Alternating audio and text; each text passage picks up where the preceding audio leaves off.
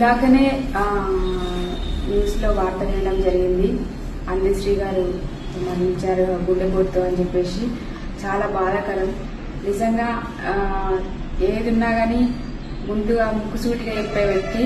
ముఖ్యంగా ఏంటంటే మా ఇందూరు జిల్లా, ఇందూరు గడ్డ మా నిజామాబాద్ జిల్లా, మీ ఇందూరు గడ్డ నాకు బువ్వ పెట్టింది అని చెప్పి ఏ వేదిక మీద కలిసినా కానీ నన్ను చాలా ప్రేమగా, ఎంతో ఆప్యాయతగా ఇందూరు పిల్ల మంచిగా మా బిడ్డ అని చెప్పి నెత్తిమే చేసి ఎంతో ప్రేమగా పలకరిస్తుండే.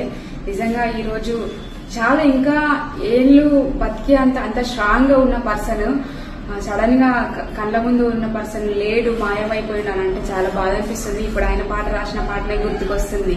మాయమైపోతున్నాడమ్మా మనిషన్నవాడు, మచ్చుకైనా లేడు చూడు మానవత్వం ఉన్నవాడు. ఇంత గొప్ప పాట ఇప్పుడు మాయమైపోయిండు అందశ్రీ అంటే మేము నమ్మలేకపోతున్నాం. నిజంగా యావత్ తెలంగాణ కవులు కళాకారులకి, కళా ప్రపంచానికి, ఒక సాహిత్య లోకానికి తీరని లోటు అది. అందశ్రీ గారి పవిత్ర ఆత్మ ఎక్కడున్నా గానీ ఆయన ఆత్మకు శాంతి చేకూరాలని మనస్ఫూర్తిగా కోరుకుంటున్నా. జోహార్ అందశ్రీ. ఇందాకనే న్యూస్ లో వార్త వినడం జరిగింది. అందశ్రీ గారు మరణించారు గుండెపోటుతో అని చెప్పేసి. చాలా బాధాకరం. నిజంగా ఏది ఉన్నా గానీ ముందుగా ముక్కుసూటిగా చెప్పే వ్యక్తి.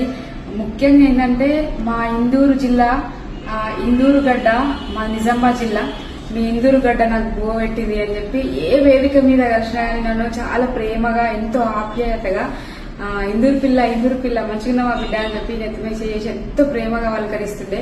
నిజంగా ఈ రోజు చాలా ఇంకా ఏళ్ళు బతికి అంత స్ట్రాంగ్ గా ఉన్న పర్సన్ సడన్ గా కళ్ళ ముందు ఉన్న పర్సన్ లేడు, మాయమైపోయినానంటే చాలా బాధ అనిపిస్తుంది. ఇప్పుడు ఆయన పాట రాసిన పాటనే గుర్తుకొస్తుంది. మాయమైపోతున్నాడమ్మా మనిషన్నవాడు, మచ్చుకైనా లేడు చూడు మానవత్వం ఉన్నవాడు.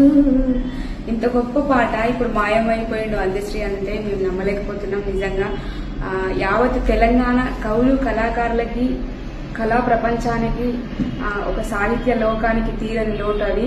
అందశ్రీ గారి పవిత్ర ఆత్మ ఎక్కడున్నా గానీ ఆయన ఆత్మకు శాంతి చేకూరాలని మనస్ఫూర్తిగా కోరుకుంటున్నా. జోహార్ అందశ్రీ.